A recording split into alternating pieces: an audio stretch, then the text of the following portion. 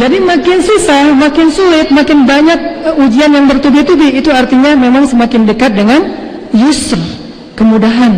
Dan kayak gitu ya filosofi malam, semakin pekat, semakin sunyi, semakin lelah, semakin mendekati dengan terbitnya fajar. Makanya di dalam Al-Baqarah Allah juga bilang, Am hasibtum an tadkhulul jannata walamma ya'tikum mathalul ladzina khalaw min qablikum massathumul ba'sa'u wad-dharra'u wa zulzilu. Bukan cuma satu ujian, 3 sekaligus. Massathumul ba'sa'u wad-dharra'u wa zulzilu hatta yaqula ar-rasul walladzina amanu ma'ah mata nasrullah. Udah luar biasa ujiannya, maka Rasul dan orang yang beriman pun bertanya, kapan datangnya pertolongan Allah? Apa jawaban Allah? Ala inna nasrallahi qarib. Kalau ujian kalian udah sulit banget, baru Allah mengatakan pastinya pertolongan Allah berarti sudah dekat. Bismillahirrahmanirrahim. Assalamualaikum warahmatullahi wabarakatuh.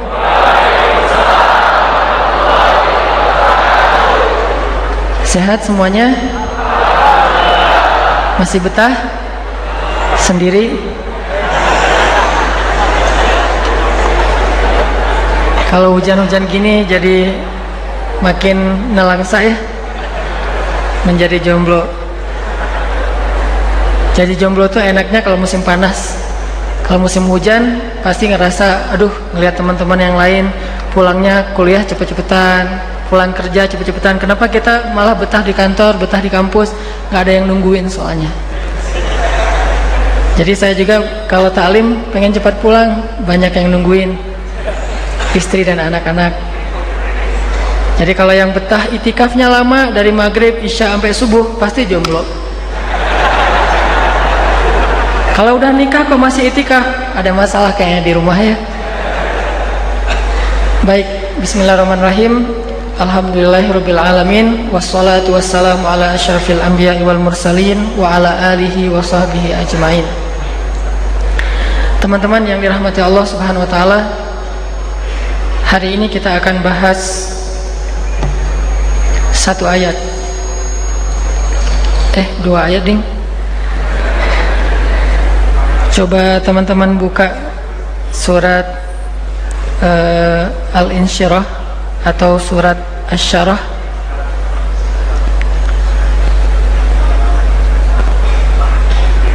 Surat 94 ayat 5 dan 6. Ayat yang cukup populer yaitu kalimat fa inna ma'al usri yusra, inna ma'al usri yusra. Kalimat ini pasti udah common banget lah di dunia kita sebagai muslim. Selalu orang ngomongin udah tenang aja, di dalam kesulitan ada kemudahan, di dalam kesulitan ada kemudahan. Banyak dari statement Al-Quran dan hadis itu mudah banget difahami, tapi yang sulit adalah meyakininya. Kalau orang bilang, oh memahaminya gampang, mengamalkannya yang susah. Menurut saya sih enggak gitu. Mengamalkannya gampang, justru yang sulit meyakininya. Karena kalau kita udah believe, udah yakin sama statement itu, pasti gampang mengamalkannya. Kayak misalnya kita ada kalimat hasbiyallah wa ni'mal wakil. Innamal mu'minun idza dzukirallah wajilat qulubuhum. Ala bidzikrillahi tatmainnul qulub. Wa in ta'uddu ni'matallahi la tuhsuha. Apalagi? Artinya nggak ada syariat yang kita nggak bisa menjalankan. Terus kenapa ada yang kerasanya sulit banget? Susah mau putusin dia. Kenapa? Karena kita nggak yakin ada orang yang lebih baik dari dia kalau kita memutuskannya, kan? Masalah yakin, kan? Kenapa kita nggak mau mutusin? Karena kita juga nggak yakin mau menyeriusin dengan menghalalkan. Putus nggak mau, dihalalkan juga nggak berani. Jadi ini kayak kurang bertanggung jawab. Kenapa? Karena dia pengen enaknya aja tapi tidak mau mengambil amanahnya. Begitu juga kalimat fa inna ma'al usri yusra. Ini bukan masalah udah ngerti belum kalimat ini? Insya Allah semua kita ngerti. Bersama kesulitan ada kemudahan. Dan bukti-bukti sejarah begitu juga yang terjadi dalam kehidupan kita udah banyak banget. Udah banyak banget cerita bahwa di dalam kesulitan selalu ada kemudahan. Itu terjadi dalam kisah Nabi Ayub, terjadi dalam kisah Nabi Nuh, terjadi dalam kisah Nabi Musa, terjadi dalam kisah banyak anbiya. Begitu juga para sahabat, para solihin. Dan kita juga pernah ngalamin pasti dalam hidup kita.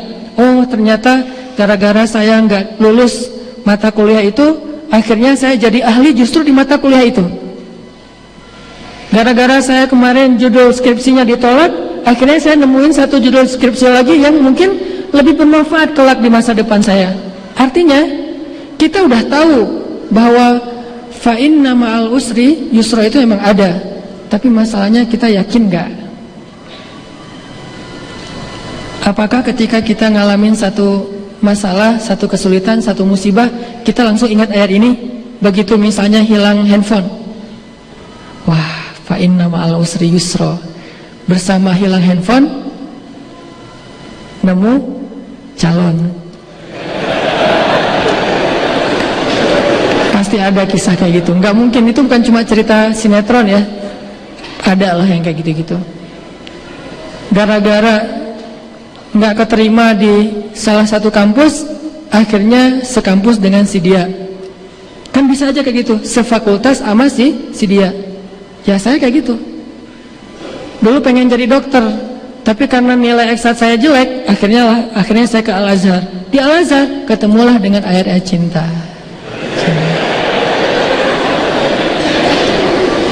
Coba kalau saya jadi dokter, mungkin sekarang saya nggak bisa jalan ke Bandung, atau mungkin cerita tentang kisah gimana ketika cinta bertasbih di Mesir, gimana kita kejar-kejaran metro gitu, MRT, satu di gerbong depan, satu di gerbong belakang, terus ngelihat udah turun belum, kayak gitu-gitu. Nggak ada cerita kan?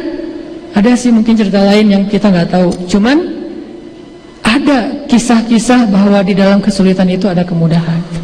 Ada banget. Tinggal masalahnya yakin nggak kita dengan hal ini?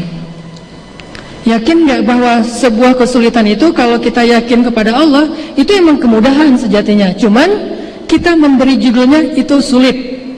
Sedangkan Allah memberi judul kesulitan itu kemudahan sebetulnya. Ini masalah belief, masalah yakin, percaya apa enggak dengan ayat tersebut. Sehingga yang kita coba belajar sekarang bukan belajar tafsir atau belajar definisi fa inna ma'al usri yusra, inna ma'al usri yusra, bukan belajar itu, tapi kita belajar iman.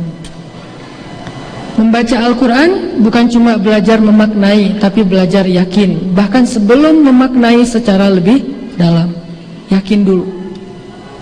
Sehingga dulu ada sahabat namanya Abdullah ibnu Mas'ud. Saya pernah cerita, Abdullah ibnu Mas'ud itu ngafal Qurannya, sekali dengar langsung hafal. Kita kalau sekali dengar langsung lupa. Gak usah Al-Quran, nomor handphone aja susah diingat ya, kecuali nomor handphone si dia.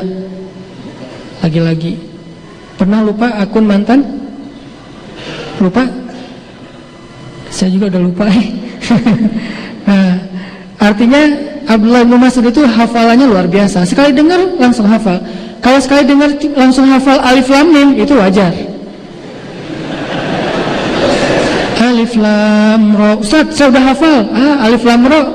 Apalagi Yasin, 2 huruf, ada yang 1 huruf, Nun, Qaf, Shad. Ibnu Mas'ud hafalnya bukan sekali dengar cuma 1 ayat, 1 juz. Siapa yang lebih keren dari Ibnu Mas'ud di sini? Yang bisa mendengar 1 juz, udah selesai dengar, udah langsung hafal. Kayaknya nggak ada nih. Saking luar biasanya hafalan Ibnu Mas'ud. Apakah dia jenius? IQ-nya di atas rata-rata? Enggak, standar-standar aja dengan yang lain. Bedanya apa? Kata dia, ta'allamnal iman qablal Qur'an. Kami belajar iman sebelum belajar Quran. Jadi belajar yakin sebelum belajar membaca, sebelum belajar tafsir, sebelum belajar fikih, Sehingga ketika udah yakin, apapun makna dari ayat itu mudah diamalkan. Kalau udah yakin, gimana pun perintah ayat itu gampang diamalkan. Kalau udah yakin, apapun larangan di dalam ayat itu gampang ditinggalkan. Belajar yakin yang sekarang kita coba giatkan lagi tuh, bukan belajar faham doang. Termasuk sesederhana ayat fa inna ma'al usri yusra, inna ma'al usri yusra. Belajar yakin. Kayak misalnya dulu para sahabat atau sahabiat ketika turun ayat tentang hijab. Begitu turun ayat tentang hijab, tentang jilbab, tentang menutup aurat buat cewek, itu cewek-cewek Madinah yang muslimah baru dengar ayat itu dari suami-suami mereka. Jadi turun ayat, Nabi menyampaikan ayat ini kepada para suami, suami-suaminya pada pulang. Kalau yang jomblo hafal aja dulu, ntar pas nikah baru dia sampai. Nah, suami-suami pada pulang, sampai di rumah bilang, wahai istri-istriku, emang kamu udah nikah? Oh iya ya, belum, lupa. Dia ngomong ke istri-istri mereka gitu, sudah turun ayat kepada Rasulullah tentang menutup aurat, dibacain. Begitu ayat dibacakan, ini cewek-cewek Madinah langsung menutup kepala mereka dengan apa yang ada di tangan mereka. Ada panci pakai panci, ada jemuran pakai jemuran. Kok bisa spontan gitu ngamalinnya? Gampang banget. Kenapa kita udah baca ayat itu berkali-kali belum bisa? Bedanya apa nih? Emang kita nggak ngerti? Ngerti. Fatwanya ada, ayatnya jelas, hadisnya banyak, kok belum juga? Nah, bukan masalah ngerti nggak ngerti nih, masalah iman. Bahwa di dalam syariat ada kebaikan. Belajar yakin berarti. Para sahabiat, para cewek-cewek Madinah yang beriman itu, mereka ngomong, ya ayyuhalladzina amanu. Emang orang yang beriman. Sehingga karena dia udah beriman, begitu turun ayat, tutuplah aurat kalian, jagalah pandangan kalian, dan seterusnya, dan seterusnya, mereka langsung mengamalkan dengan sangat mudah. Sangat mudah.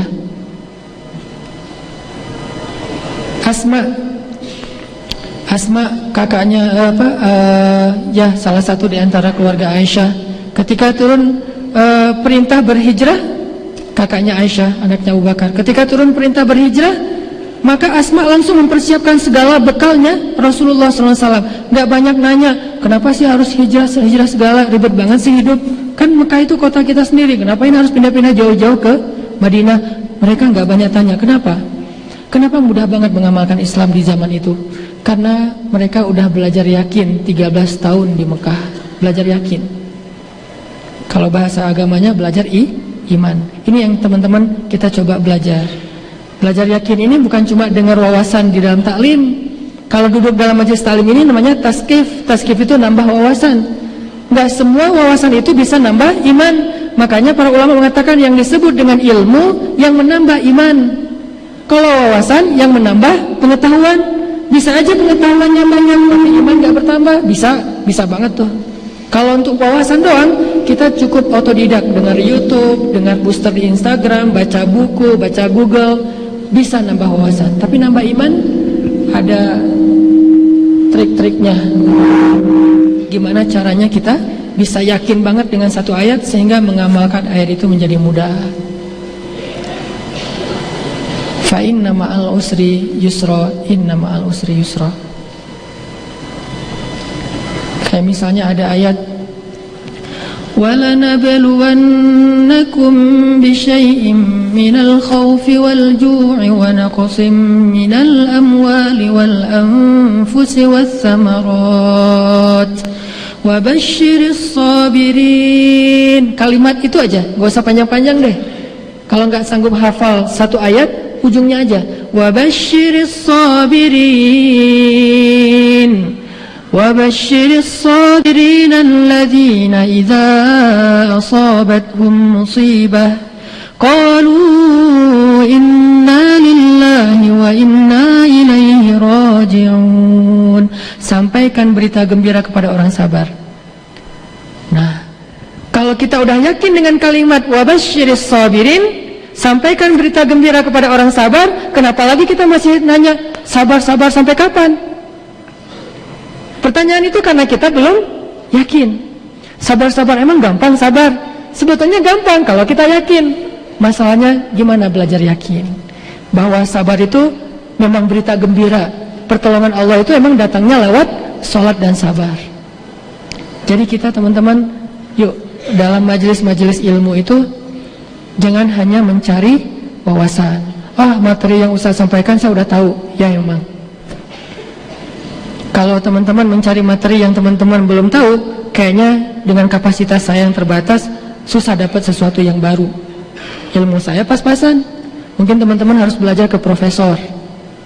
Dan profesor di bidang agama di Indonesia gak sebanyak di Mesir.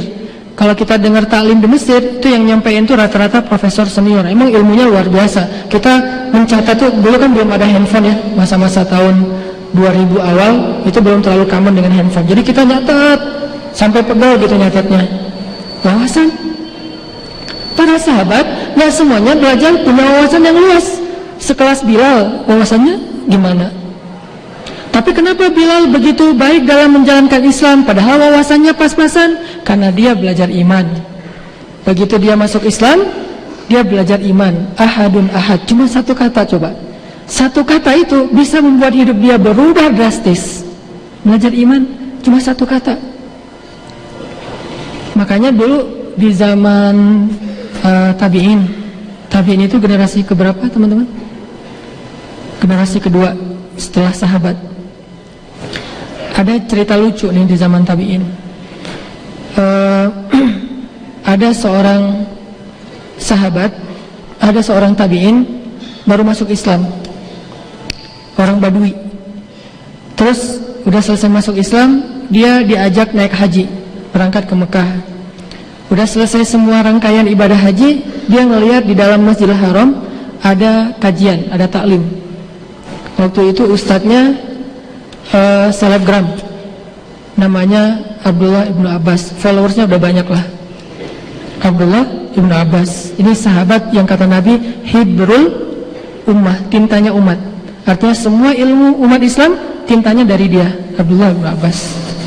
Anak muda, masih muda, tampan, gimana nggak tampan, keluarga besar Rasulullah kan, masih ahlul bait gitu. Udah gitu aura ulamanya, aura kesolihannya, jenggotnya jenggot tipis gitu, nggak setipis saya juga sih. Terus cuman nggak pakai kupluk.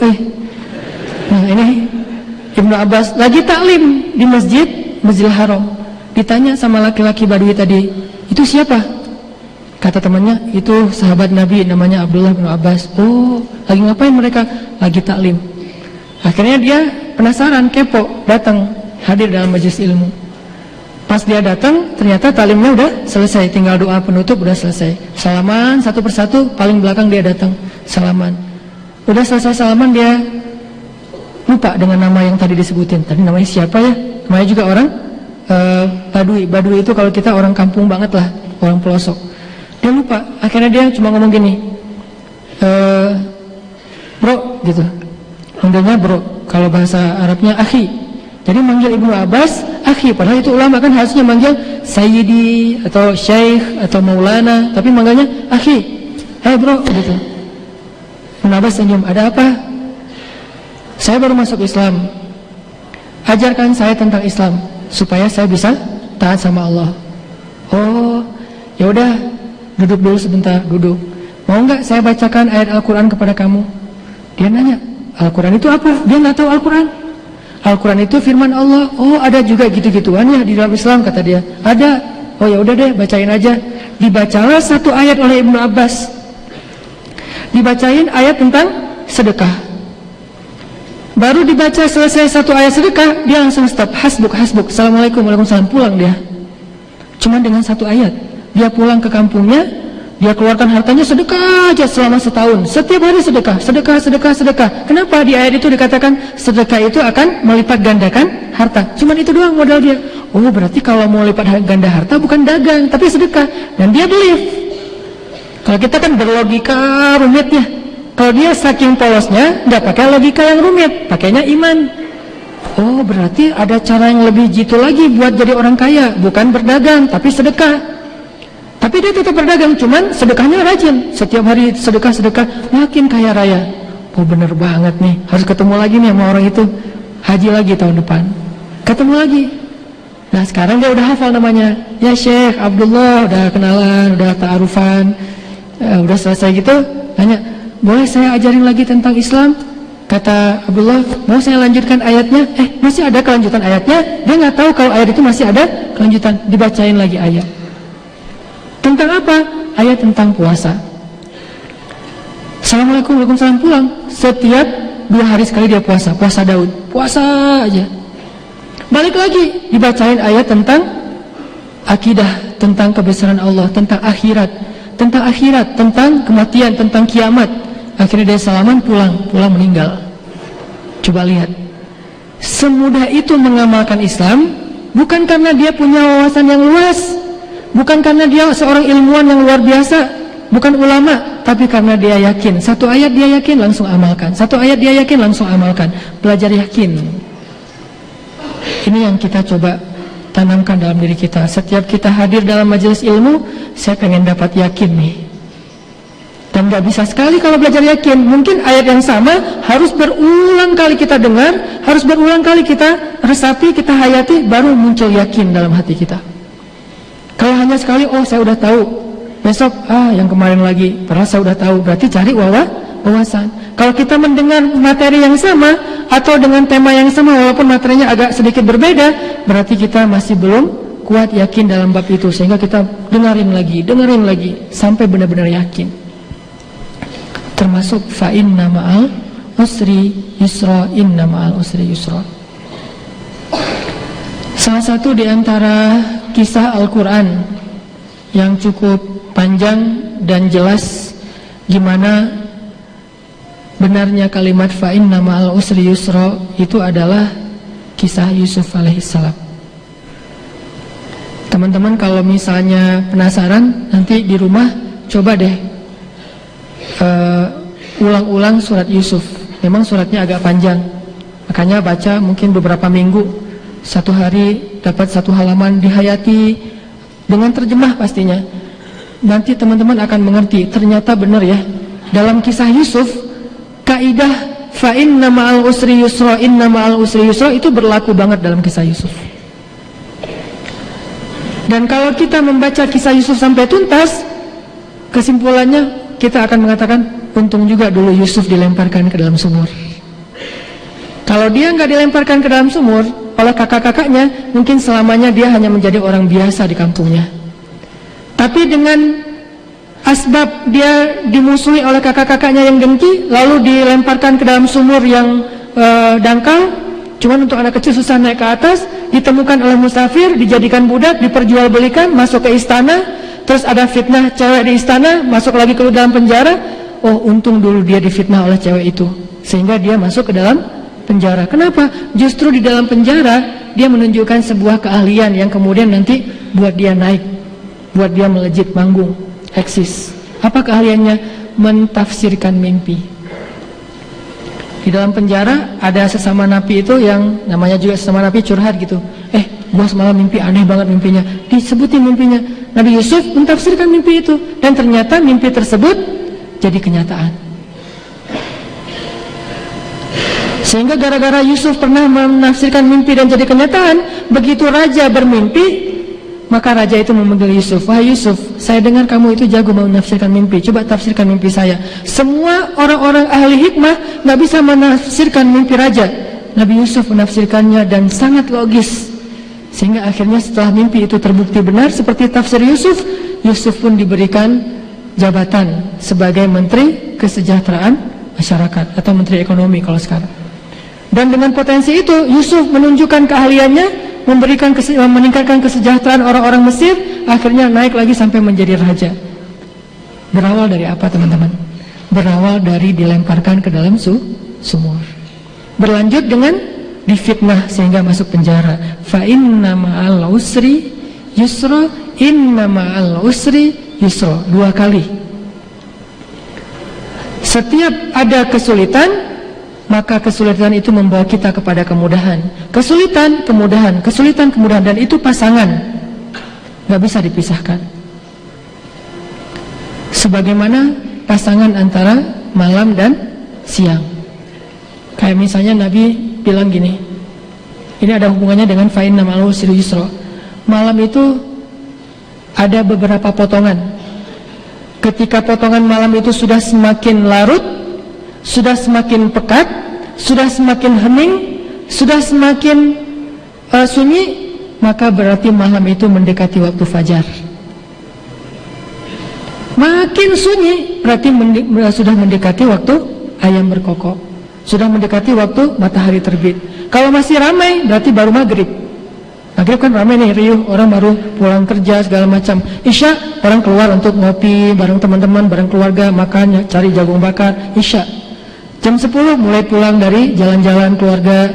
Jam 11 mulai masuk kamar tidur. Jam 12 mulai hening, kecuali yang biasa begadang atau yang ngerjain tugas-tugas yang belum selesai, tugas akhir segala macam. Jam 1 yang nungguin bola. Jam 2, jam 3 bola selesai, udah ngantuk banget. Makin ngantuk berarti mendekati waktu fajar. Makin lelah, makin lemah berarti mendekati waktu fajar. Jam 3:30 atau jam 3 itu waktu yang hampir tidak ada lagi yang masih terbangun, terjaga. Semuanya udah pada tidur. Itulah waktu yang paling baik, dan waktu itulah mendekati fajar. Apa filosofinya? Semakin sulit kehidupan seseorang, semakin dekat dengan pertolongan Allah. Semakin sulit keadaan seseorang, semakin baik waktu yang paling baik buat dia berdoa kepada Allah Subhanahu wa taala. Semakin sulit kehidupan seseorang, semakin dekat dengan sebuah jalan keluar. Jadi kalau kita ngerasa kesulitan kita biasa-biasa aja, ya berarti memang kita baru diuji. Jangan ngomongin pertolongan dulu di situ, ngomongin sabar. Lalu datang lagi ujian berikutnya, bertubi-tubi, 1, 2, 3, 4, 5 dan seterusnya. Pertama, ujiannya apa? Mata kuliah 1 nggak lulus. Padahal ini mata kuliah favorit banget. Kenapa ya bisa nggak lulus? 1. Yang kedua, ujian yang lain apa? Akhir bulan, kiriman belum datang. Yang ketiga, ujian apa lagi? Ada masalah sama teman, ada salah paham, akhirnya kita ditinggalkan atau jadi putus hubungan, left group segala macam lah. Yang keempat, nah ini yang paling susah nih, diputusin. Lengkap kan? Sempurna sudah ujiannya. Berarti ketika diputusin sudah mau dekat dengan nyambung lagi yang lain yang lebih baik. Nyambungnya gimana? Mungkin nyambungnya bukan kita jadian yuk, enggak, kita halalan yuk. Maksudnya halal lebaran gitu.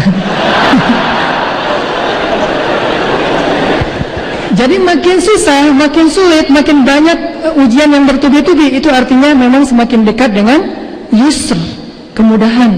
Dan kayak gitulah filosofi malam, semakin pekat, semakin sunyi, semakin lelah, semakin mendekati dengan terbitnya fajar. Makanya di dalam Al-Baqarah Allah juga bilang, Am hasibtum an tadkhulul jannata walamma ya'tikum mathalul ladzina khalaw min qablikum massathumul ba'sa'u wad-dharra'u wa zulzilu. Bukan cuma 1 ujian, 3 sekaligus.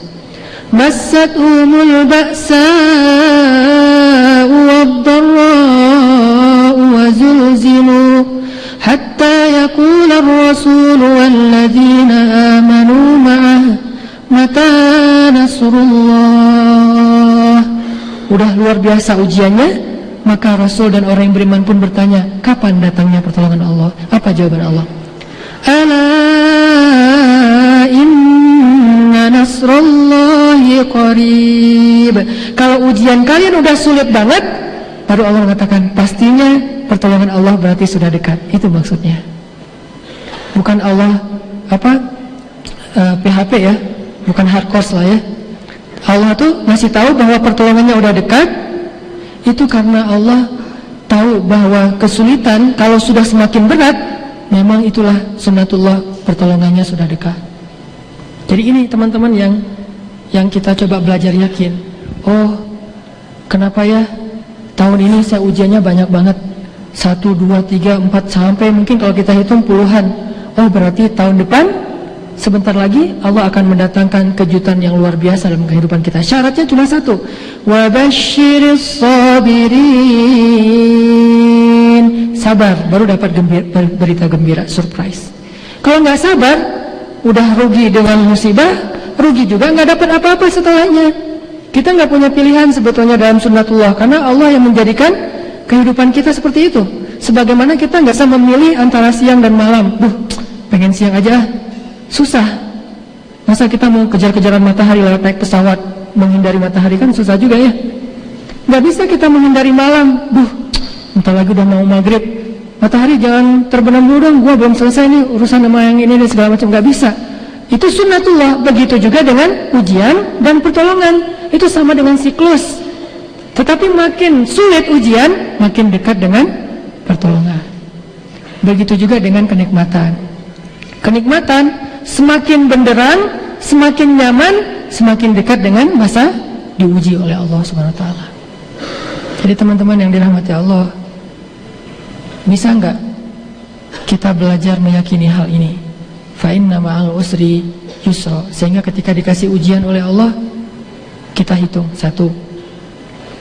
Dikasih lagi ujian 2. Dikasih lagi ujian 3. Wah, 3 berarti semakin dekat ke pertolongan. 4 makin dekat lagi. 5 makin dekat. 10, wah ini udah dekat banget nih. Jadi selalu optimis gitu. Bukan baru dikasih 1, apa lagi nih maunya Allah. Enggak. Kita hijrah ya. Kan hijrah itu diuji dulu sama Allah. Dan Allah memperlakukan itu bukan kita doang ya teman-teman. Biar kita gak salah paham tentang Allah. Seolah-olah Allah itu curangnya cuma sama kita doang. Teman saya gak gitu, saya doang yang diperlakukan kayak gini. Enggak. Ada orang yang lebih soleh dari kita diperlakukan hal yang sama. Baru hijrah, Allah uji. Siapa dia? Bilal bin Rabah. Bilal tuh sebetulnya hidupnya dulu tuh ya anteng-anteng aja, nggak ada masalah. Walaupun dia budak, tapi kan nggak pernah disiksa, nggak pernah dipenjara, nggak pernah diikat, nggak pernah ditindih dengan batu, nggak pernah diapa-apain. Cuman statusnya budak. Hidupnya nyaman, walaupun tidak berlebihan harta.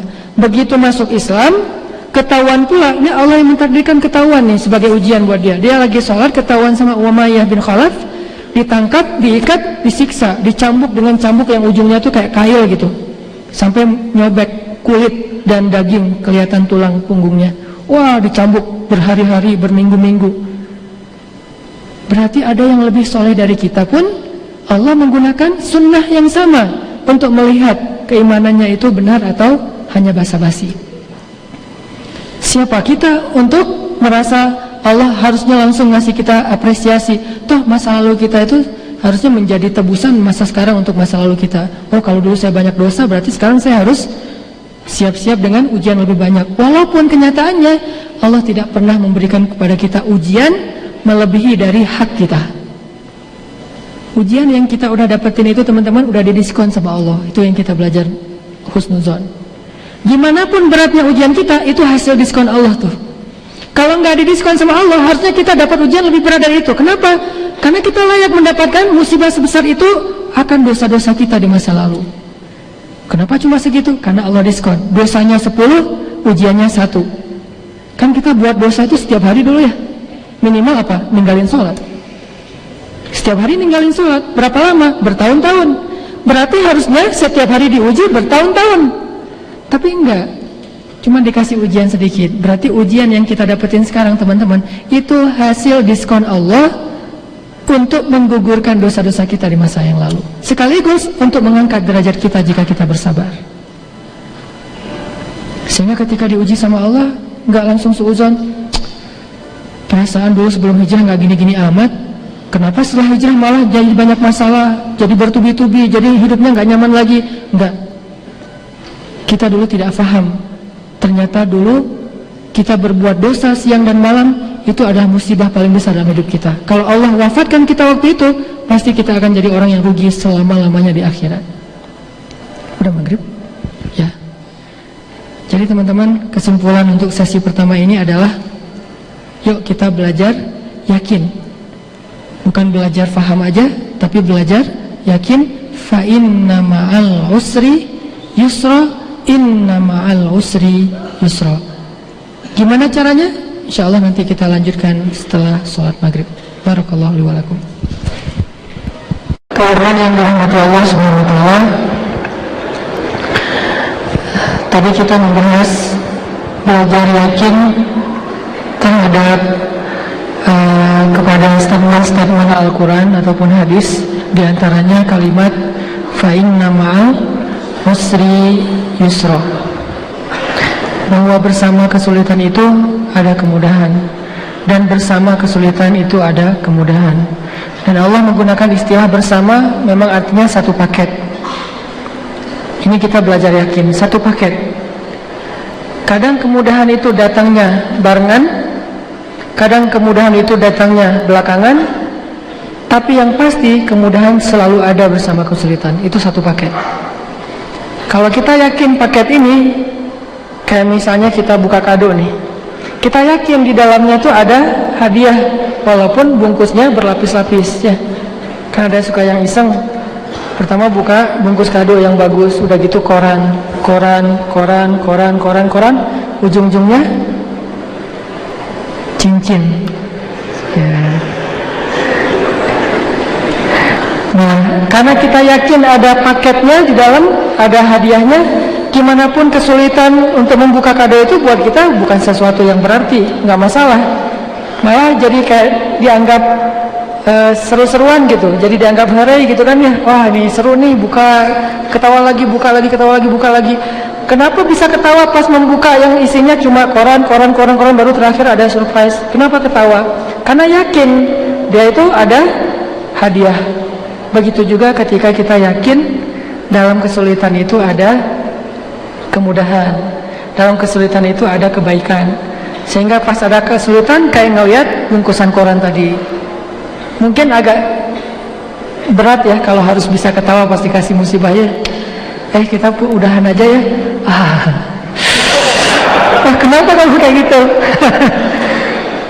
Ya berarti bentar lagi kita mau halal, makanya kamu minta udahan, benar kan? Kegeeran, ketawa lagi. Makin dia gitu, makin kita ketawa. Lama-lama dia pergi karena dianggap orang aneh ya. Bisa nggak kayak gitu? Kalau nggak bisa kayak gitu pun minimal kalau nggak bisa ketawa, kayaknya agak-agak nggak tahu nih lebay apa enggak nih ketawa kalau pas lagi dikasih ujian. Buat orang-orang kayak kita mungkin belum sampai level itulah.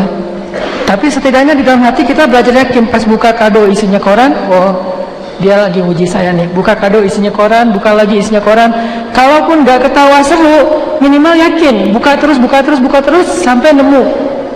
Ternyata suratnya ada kertas, Anda belum beruntung, kan? Ini artinya teman-teman, tergantung yakin sih sebetulnya. Ayat Al-Quran itu mudah, hadis itu mudah, kitanya yang belum benar-benar kuat iman dalam mengamalkan.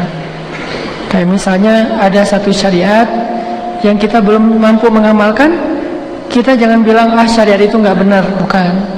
Syariat itu udah nggak cocok lagi dengan zaman sekarang, bukan. Kita ngaku aja deh, saya emang belum soleh, belum bagus imannya, belum bisa mengamalkan ayat itu. Artinya kita masih termasuk orang beriman, cuma imannya lemah. Kalau kita nggak bisa ngamalin satu ayat atau satu syariat, terus kita menuduh ayat atau syariat itu nggak benar, berarti kita nggak termasuk orang beriman. Nauzubillah, malah termasuknya orang munafik. Nah, orang beriman masih mengaku itu benar. Shadaqallah, shadaqar Rasul, walaupun tidak semua ayat mampu kita amalkan. Karena memang butuh iman yang kuat untuk bisa mengamalkan ayat Al-Quran.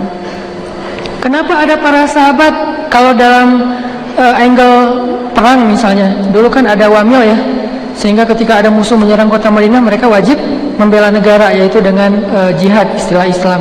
Jihad itu istilah kita mah wamil atau militer lah, sama aja sebetulnya, cuman nilainya aja yang mungkin Islam lebih luas.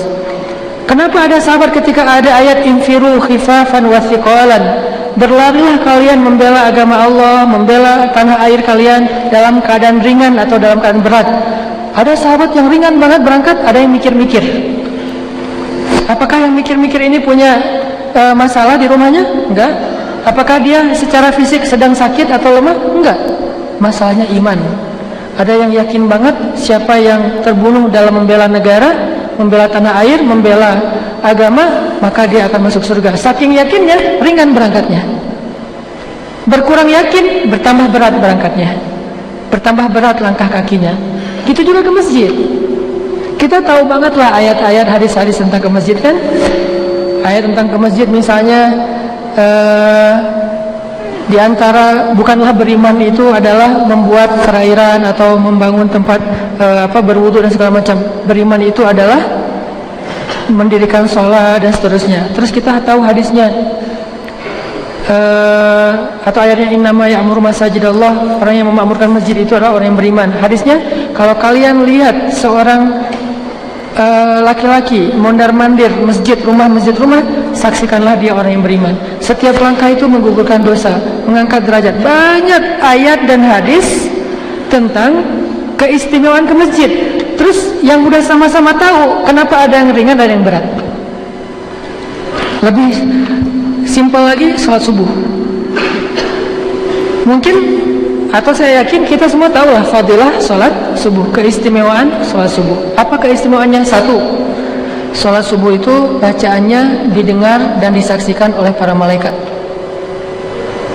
Artinya ada khusus malaikat yang Allah turunkan untuk nyaksiin sholat subuh. Terus sholat yang lain gak disaksikan, cuman ada khusus malaikat yang gak turun kecuali di sholat subuh. Sholat-sholat yang lain banyak malaikat yang mencatat, tapi ada satu sholat yaitu sholat subuh, malaikat yang mencatatnya bukan cuma malaikat yang reguler, tapi ada malaikat istimewa khusus datang cuma waktu subuh, mencatat siapa yang sholat subuh, menyaksikan, Allah menyaksikan. Lalu nanti mereka akan bersaksi di hadapan Allah, dia orang beriman ya Allah, saya jadi saksinya, kata malaikat. Kita tahu, tapi kenapa ada yang ringan, ada yang berat ke masjid? Nah, yakin gak nih setelah kita tahu? Dan yakin itu bukan kalimat tahu ada akhirat, yakin ada akhirat. Yakin itu rasa memang udah mantep gitu, emang benar-benar ada, dan kita memang benar-benar butuh itu. Belum lagi nanti ada hadis, siapa yang sholat subuh berjamaah maka dia berada di dalam jaminan Allah. Arti berada dalam jaminan Allah, ada ulama bilang Allah menjamin dia itu orang beriman. Ada ulama juga bilang Allah menjamin hidupnya hari itu akan Allah tolong dari semua masalah. Ada juga ulama bilang Allah menjamin kalau hari itu dia meninggal masuk surga, terbebas dari api neraka. Kita tahu juga itu hadis. Kadang kita mendengar dari seorang ustadz berceramah, tapi kenapa ada waktunya kita mampu berjalan dengan ringan, ada waktunya kita berat untuk bahkan membuka mata kita dari tidur. Itulah kenapa dalam Islam ada istilah, teman-teman, tajdidul iman, memperbaharui yakin. Iman kita itu harus dicas terus, karena kalau iman kita kuat, ringan semua amal soleh itu. Pasti kita pernah ngerasain masa-masa lagi ngejos ya, sholat ke masjid terus sehari 5 kali, kalau perlu sehari 6 kali, tahajud juga di masjid. Saking solehnya ya, tahajud juga di masjid, dan itu boleh di masjid, boleh di rumah, nggak masalah. Terus puasa Senin Kamis, tilawah 1 hari 1 juz. Terus apalagi sedekah semampunya, berbuat baik kepada orang lain, bantu teman, hormat pada orang tua. Pokoknya luar biasa amalannya. Ada masa-masa kayak gitu. Sholat langsung nangis, imam belum baca kita udah nangis. Allahu Akbar, nangis gitu ya. Dia baru takbir udah nangis. Kenapa? Lagi hatinya tuh dapat banget, lagi ngeklik gitu. Baper iman tuh seru banget loh. Lebih seru daripada baper gara-gara ngelihat dia jalan sama orang lain. Itu mah baper sakit. Kalau ini baper bahagia. Itu luar biasa. Pernah nggak kita baper dalam urusan amal soleh? Sholat baper, namanya khusyuk. Tilawah baper, namanya tadabbur. Apalagi berbuat baik pada orang lain baper, namanya ikhlas. Baper nih dalam salatnya, baru takbir udah rasanya saya lagi menghadap Allah. Ada masa-masa kayak gitu. Kenapa? Imannya lagi naik. Yazidu wa yanqus. Berarti yang harus kita perjuangkan siang dan malam adalah gimana supaya iman itu stabil. Kalau turun pun nggak drop amat gitu. Mungkin dia tetap turun, namanya manusia. Emosi kita aja kadang-kadang bahagia, kadang-kadang sedih misalnya. Turun, tapi turunnya itu nggak sampai ngedrop. Turun sedikit naik, turun sedikit naik. Itu yang kita perjuangkan. Salah satunya dengan tajdidul iman, memperbaharui iman. Karena kalau iman kita udah mantap, 1 ayat itu udah cukup buat kita. Kan ada di ayat Al-Quran yang Nabi bilang, seandainya di Al-Quran tidak ada ayat lain kecuali ayat ini, maka sudah cukup. Seolah-olah nggak ada ayat lain di Al-Quran, cuma ayat itu doang, udah cukup. Salah satu ayat itu adalah Al-Fatihah. Salah satu nama Al-Fatihah Al-Kafi, cukup. Jadi seolah-olah kalau kita nggak baca Al-Baqarah sampai An-Nas, cuma tahu Al-Quran itu Al-Fatihah doang. Kalau kita yakin Al-Fatihah udah cukup buat kita. Ada lagi ayat yang kayak gitu, surat At-Tolak, wa may yattaqillah yaj'al lahu makhraja, cukup. Ada lagi ayat yang lain termasuk ayat ini, wal asr innal insana lafi khusr. Ayat ini fa inna ma'al usri yusra. Banyak ayat yang sebetulnya satu aja udah cukup buat kita. Udah bisa membuat seseorang itu berubah, hijrah, bertaubat seperti Umar bertaubat dengan pembukaan surat Toha. Apa rahasianya? Yakin. Sehingga kalau teman-teman mencari majelis ilmu, carilah dengan niat pengen mencas iman, mencas yakin, menambah keyakinan kepada Allah. Itu rahasia memudahkan kita dalam beramal soleh. Duduk dalam majelis ilmu, ketika kita mendengarkan sesuatu, belajar, nih saya harus yakin yang ini nih, saya harus yakin, cari poin yakinnya, jangan cari poin wawasannya aja. Kalau ada gimmick, mungkin entertain, itu hanya membuat kita supaya nyaman doang. Tapi bukan itu intinya. Cari poin, mana yakinnya, mana yakinnya, mana yakinnya. Makin banyak dapat poin yakin, maka kita mendapatkan banyak kebaikan dalam majelis itu. Namanya boleh apa aja, kayak misalnya saya menyebut istilah akidah. Kalau beberapa ulama atau ustadz menyebutnya dengan istilah akidah yang terbagi kepada rububiyah, uluhiyah, asma, sifat. Itu kan teori akidah kan ya. Saya menyingkatnya dengan bahasa yang mungkin menurut saya sederhana, keep the faith, menjaga iman, atau belajar yakin, belajar belief sama Allah. Istilahnya boleh apa aja, yang penting ketika kita mendengar satu ayat atau satu hadis, terasanya tuh di hati, bukan cuma terasa di dalam pikiran, kerasa di hati kita. Gimana caranya biar bisa kayak gitu? Kalau udah bisa gitu, ringan banget ngamalin ayat Al-Quran, ringan banget beramal soleh, termasuk fa inna ma'al usri yusra, jadi ringan. Gimana caranya teman-teman? Caranya yang pertama tadi, tajdid, perbaharui. Gak bisa sekaligus kita mantap imannya, harus terus dicas. Dan iman itu yang kus karena dosa-dosa. Kalau kita ngerasa hari-hari kita itu banyak dosa, berarti kita harus menebusnya dengan lebih banyak lagi tajdid, lebih banyak lagi memperbaharui iman. Salah satu cara memperbaharui iman, duduk dalam majelis ilmu. Kayak gini nih. Ngapain sih sering-sering amat duduk dalam majelis ilmu? Sama kayak kita mencari hiburan. Teman-teman memang dengar musik seminggu sekali? Tiap hari kan? Kita mungkin bagi yang senang musik setiap hari dengar musik. Kenapa? Setiap hari butuh hiburan. Berarti sama aja, setiap hari juga butuh nambah iman. Berarti setiap hari juga dengar nasihat. Musik-musik yang halal, yang baik, yang mubah, kita setiap hari dengar. Kayak misalnya saya senang dengan musik-musik yang motivasi. Atau kalau di Inggris itu ada political rapper, Loke. Kan dia nge-rap tapi pesan-pesan kemanusiaan ya. Saya suka banget dengar Loke berulang-ulang. Kenapa? Karena kalau dengar itu jadi kayak ngecas spirit kemanusiaan gitu. Wah, jadi sok-sok empati gitu, sok merasa wah peduli kepada yang lain gara-gara terpancing oleh lirik-lirik Loke-nya misalnya. Kalau kita berhibur dengan musik aja setiap hari, nggak merasa ngapain sih dengan musik, kan kemarin udah, minggu depan lagi deh, kan nggak ngomong gitu kan? Setiap hari berhibur, berangkat ke kantor, ke kampus, ke sekolah, dengerin musik, pulang dengerin musik. Kalau naik kendaraan roda 4 misalnya, atau bahkan pakai earphone. Kalau kayak gitu, berarti mendengar nasihat juga sama. Kita butuh setiap hari, walaupun mungkin nggak lama, paling setengah jam sambil kita nyepedaan, naik gunung, turun gunung pas hari libur, atau sambil kita naik motor ke kampus, pulang kampus, pakai di offline dulu misalnya, atau di save,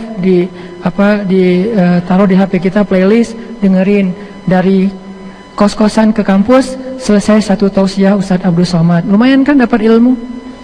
Kalau Ustadz Abdul Somad mungkin lebih ke bab hukum, ini boleh, yang ini nggak boleh. Wah saya tapi belum bisa ngamalin yang bolehnya, belum bisa ninggalin yang nggak bolehnya, gimana nih? Dengar lagi booster-booster yang bisa buat kita semangat, iman, tajdid. Kayak gitu terus. Itulah kenapa para sahabat kok mudah mengamalkan, karena iman mereka itu diperbaharui terus oleh Rasulullah.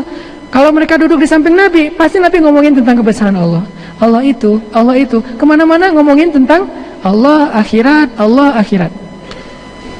Emang Nabi nggak bosan? Justru supaya menjaga stamina iman sahabat, Nabi kayak gitu terus. Dijaga tuh sama Nabi. Jalan, ngelewat, ada satu bangkai, bangkai onta, saibah, onta yang udah dipotong telinganya. Kalau dalam kepercayaan orang Arab jahiliyah, onta yang udah dipotong telinganya itu artinya pembawa sial. Jangankan jadi bangkai, masih hidup aja mereka nggak mau deket-deket sama onta kayak gitu. Nggak dikendarain, nggak diminum susunya, nggak dimakan dagingnya, saibah. Nah ternyata ada seekor saibah, bukan cuma masih hidup, udah jadi bangkai, udah keluar belatung dari perutnya, udah bau. Sehingga ketika Nabi dan sahabat ngelewatin jalan itu, ada bangkainya, mereka tutup hidung. Terus Nabi bilang, ayo siapa yang pengen beli bangkai ini?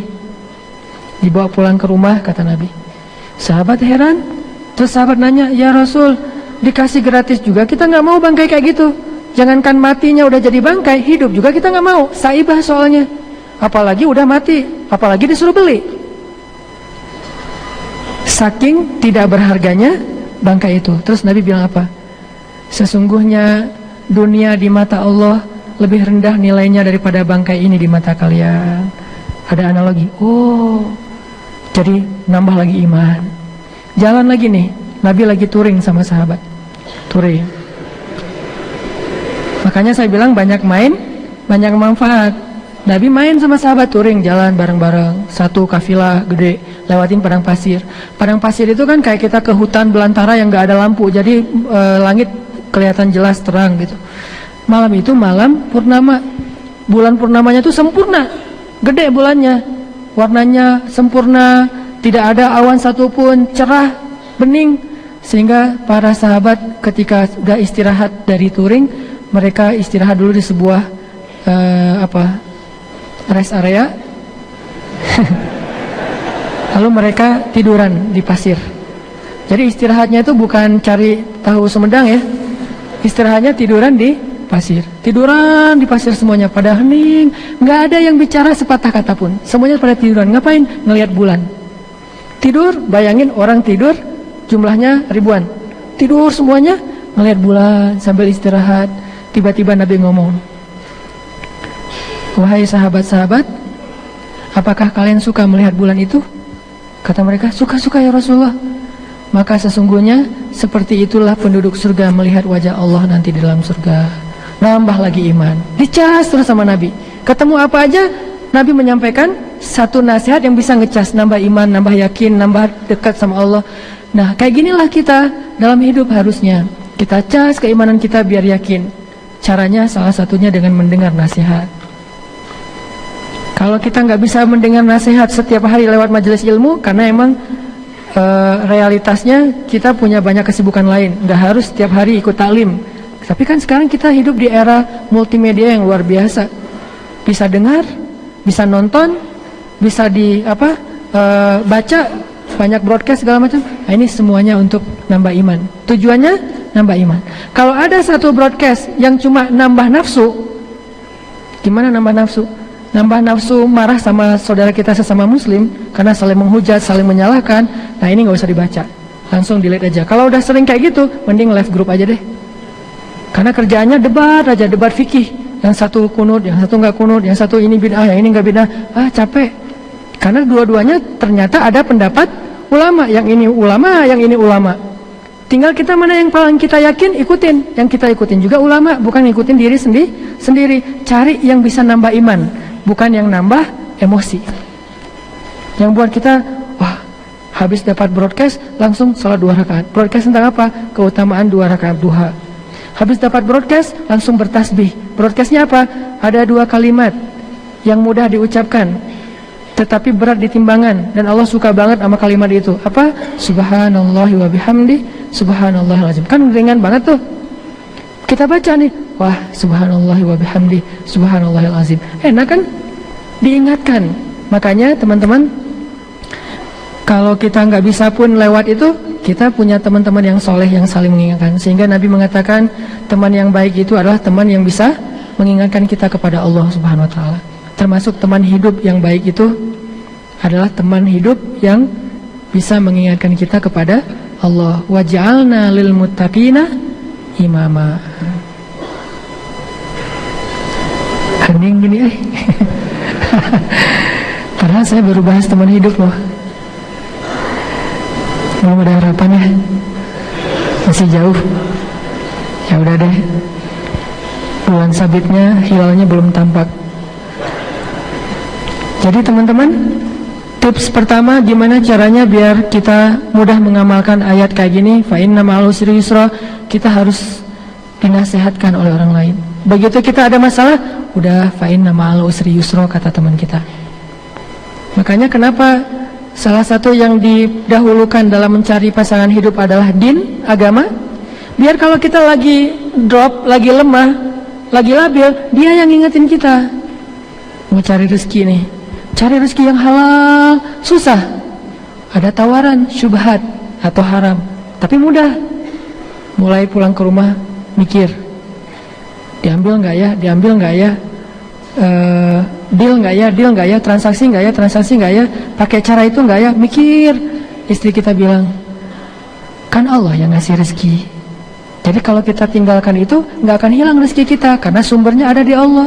Oh bener mah, bener. Nah ini namanya nasihat nih. Kalau istri kita tidak paham tentang nasihat-nasihat kayak gini, justru dia yang nyuruh kita ambil. Pak, udah nggak usah terlalu fanatik lah, Pak, ambil aja. Kan gitu kan? Agama mah nggak mempersulit hidup umatnya. Umat lagi istilahnya, padahal harusnya agama tidak mempersulit hidup hamba Allah. Nah artinya kita butuh seseorang yang menguatkan kita ketika kita lemah. Teman sahabat kita, kalau misalnya kita lagi malas ke masjid, azan tuh, ya lu aja duluan, gua ntar belakangan nyusul. Oh ya udah nggak apa-apa, gua duluan ya. Kan yang duluan ke masjid duluan masuk surga, kata dia. Oh gitu, udah gua lari. Akhirnya lomba lari ke masjid. Nggak ada sih ada kata gitu. Ini mah contoh doang ya, bisa aja kayak gitu. Terutama pas kita lagi ngedrop teman-teman. Pas kita lagi lemah, dalam istilah ulama itu disebut futur. Ketika kita lagi drop, teman kita yang ngingetin. Kayak saya pernah cerita dulu lagi lemah, semangat imannya hampir kebawa sama teman yang bisnis properti dengan cara-cara yang saya nggak yakin itu boleh apa enggak. Mulai galau, kayaknya cara dia nih bagus juga nih, bisa mempercepat aset, jumlah aset. Pulang mikir gitu, ngomong sama istri, jangan-jangan kita terlalu idealis ya, kayaknya fikihnya nggak gitu-gitu amat deh. Mulai cari-cari celah nih. Istri bilang, nggak apa-apa, kalau kita meninggalkan sesuatu karena Allah, Allah ganti dengan yang lebih baik. Wah bener banget tuh mah, mama emang diingatkan kan. Makanya butuh pengingat, alarm yang membuat kita aware lagi ketika kita lagi dalam keadaan lupa. Satu, pengingat, ngecas iman, majelis ilmu, nasihat. Yang kedua gimana? Supaya kita makin yakin dengan satu statement Allah dari Rasulullah sehingga mudah mengamalkan. Kita dengarkan cerita-cerita orang yang berhasil membuktikan ayat itu secara nyata. Baik cerita itu ada di Al-Quran, ada di hadis, atau dari teman kita sendiri. Kayak misalnya di Al-Quran, fa inna ma'al usri yusra, ada cerita Yusuf, baca cerita Yusuf. Atau baca cerita Siti Hajar, ini lebih luar biasa lagi nih. Gak nyangka bahwa ternyata di dalam kesulitan yang Allah ujikan kepada Siti Hajar, Allah sediakan kemudahan yang luar biasa. Sampai sekarang kemudahan itu masih ada. Zam-zam. Gimana kesulitannya? Sulit banget. Dan coba bayangkan itu dengan ilustrasi sejarah, jangan dengan ilustrasi sekarang. Kalau sekarang ditinggalkan di sebuah tempat, nggak ada siapa-siapa, bisa telepon. Kalau misalnya ditinggalkan di sebuah tempat, masih ada tempat lain yang kita bisa deketin, atau ada kampung apa. Enggak, pada masa itu tidak ada telepon, tidak ada penduduk, murni seorang diri di tengah padang pasir. Ibrahim ngajak Siti Hajar, Hajar ikut saya. Ya, ikut. Waktu itu Hajar bawa anak bayi, ikut. Hajar nggak pernah nanya, Mas, Kang mau kemana ini teh? Nggak pernah. Kang Ibrahim misalnya mau kemana? Nggak pernah. Si Akang teh nggak pernah ngasih tahu mau kemana, pokoknya jalan aja. Hajar sami'na wa ata'na, ikut aja pokoknya.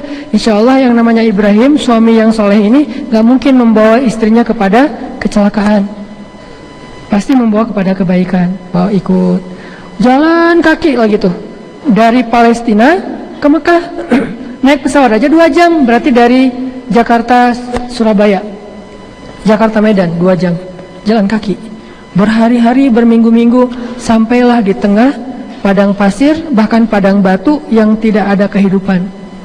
Biwadin ghairi dzi zar'in, di sebuah lembah yang bahkan tidak ada tanaman yang tumbuh di sana, saking keringnya, tidak ada air. Kata Ibrahim, Hajar, kita berhenti di sini, ya, tinggal di situ. Hari pertama masih santai, masih ada bekal makanan. Hari kedua, hari ketiga Ibrahim bilang, ya Hajar, saya akan meninggalkan kamu di sini, kembali ke Palestina. Disitulah Hajar mulai sedikit goyah, nanya, ya Ibrahim,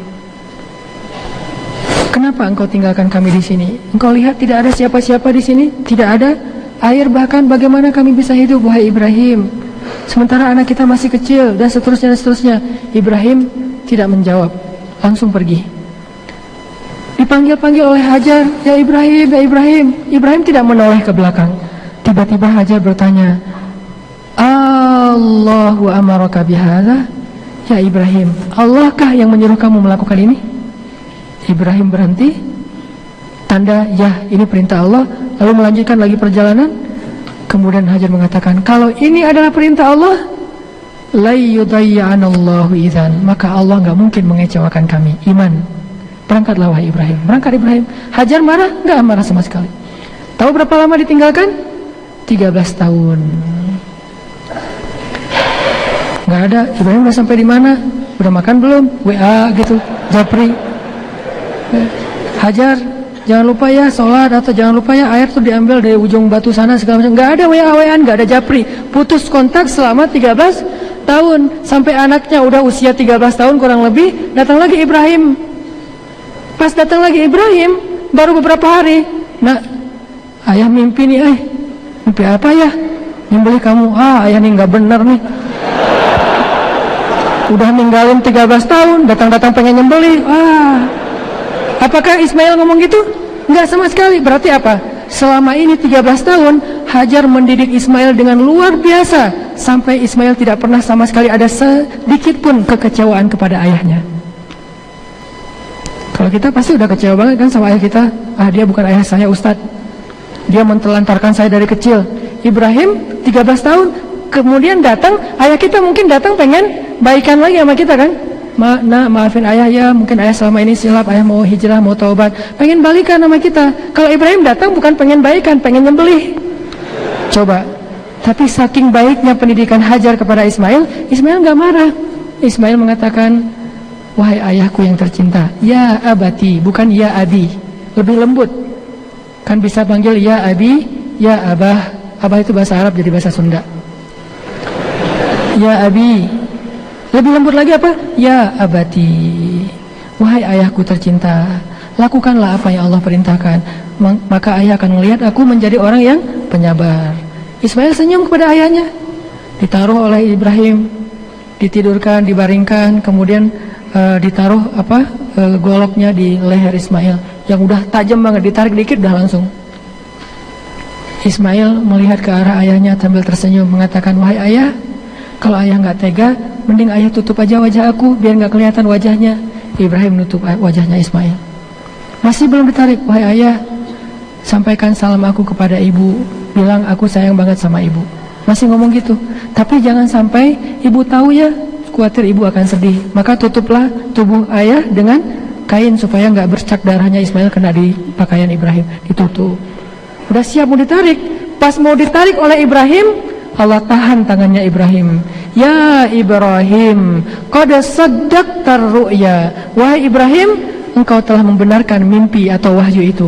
Maka Allah mencabut perintahnya kepada untuk menyembelih Ismail. Tiba-tiba Allah bilang angkat Ismail. Keluarlah seekor domba dari batu. Lagi-lagi saya pernah bilang, bukan seperti di kartun kita baca dulu waktu kecil ya. Komik-komik dulu kan Ismail tiba-tiba jadi hewan kan ya. Ismail dibaringkan, ditutup pakai kain, pas mau disembelih ternyata yang disembelih adalah hewan. Terus Ismailnya kemana? Gitu kan? Wah, Ismail jadi hewan. Ismail dibangunkan, lalu datanglah seekor hewan disembelih sama Ibrahim. Coba lihat pendidikan Hajar.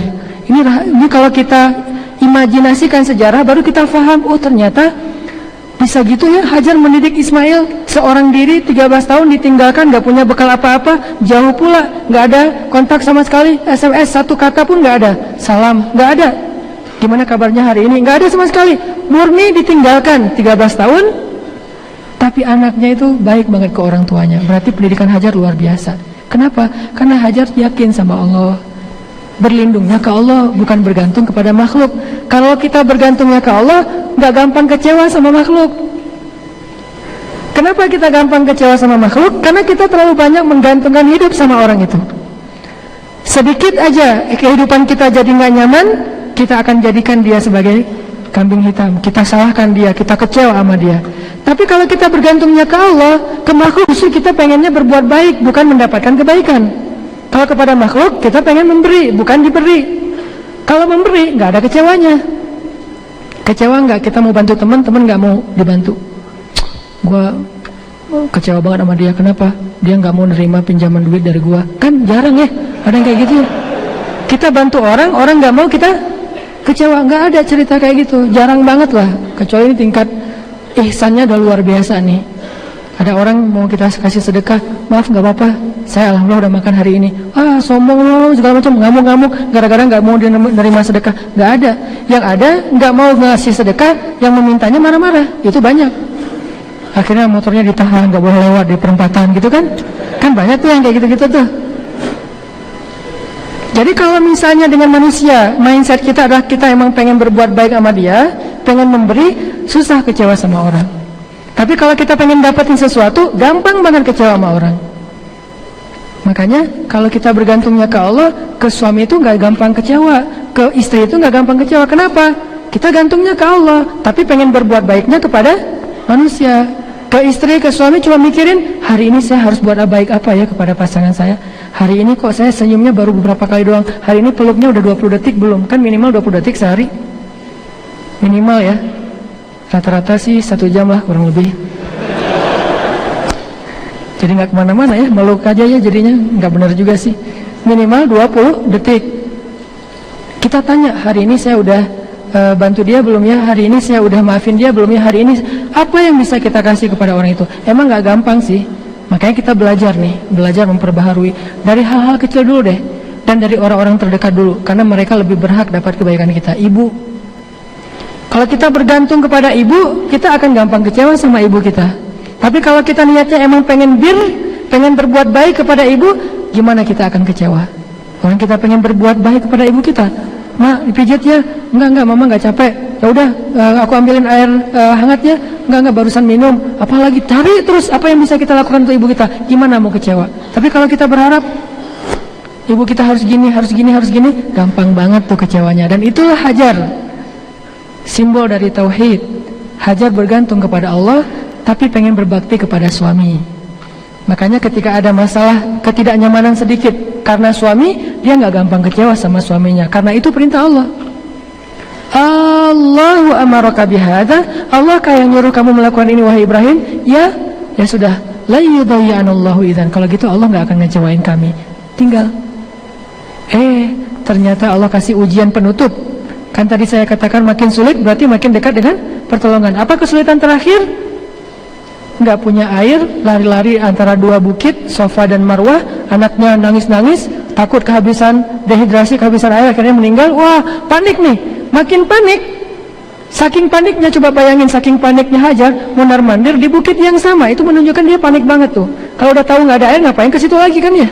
Tapi kenapa 7 kali di situ aja? Kesaking paniknya melihat anaknya udah menjerit-jerit dan kasihan, sampai udah lama nangis, suara nangisnya itu udah hampir nggak kedengaran.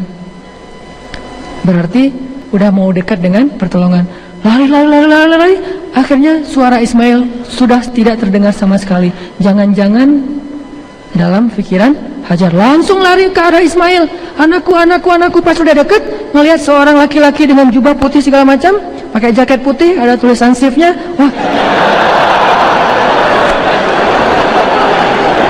Wah, jubah putih megangin Ismail, lagi ngasih minum dari sebuah kayak gelas emas dari surga. Terus pas didekati, orang itu pergi, ternyata di bawah kaki Ismail sudah keluar mata air yang sampai hari ini tidak pernah lagi berhenti mengalir.